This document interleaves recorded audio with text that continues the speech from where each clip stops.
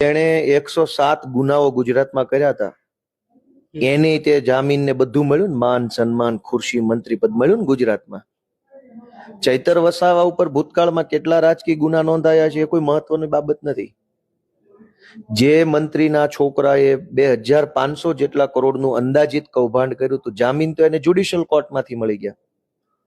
કાયદાનો એવો નિયમ છે. હવે જયારે વાત નીકળી છે તો વાત લાંબી થવી જોઈએ. હું વકીલ છું. ગુજરાત ભરના કોઈ પણ વકીલનો તમે ઇન્ટરવ્યુ લઈ લેજો ને એક સવાલ પૂછજો કે જે કેસમાં આજીવન કેદની સજાની કલમ લાગેલી હોય, ફરીથી બોલું કે જે એફઆઈઆર માં કોઈ પણ ગુનો હોય, ચોરી હોય, મારામારી, લૂંટફાટ, XYZ ગુનો, આજીવન કેદની સજાને પાત્ર કલમ જે એફઆઈઆર માં લાગી હોય એ એફઆઈઆર માં તાલુકા મેજિસ્ટ્રેટની કોર્ટમાંથી ક્યારે જામીન મળ્યા છે એવું સાંભળ્યું છે? ગુજરાતના કોઈ વકીલે નહીં સાંભળ્યું હોય. કેમ કે કાયદાની પ્રસ્થાપિત સિદ્ધાંત છે કે જે ગુનામાં આજીવન કેદની સજાને પાત્ર કલમ લાગી હોય એના જામીન માત્ર સેશન્સ કોર્ટમાંથી મળે. કોઈ દિવસ તાલુકા કોર્ટમાંથી એવડા કેસની જામીન મળે નહીં.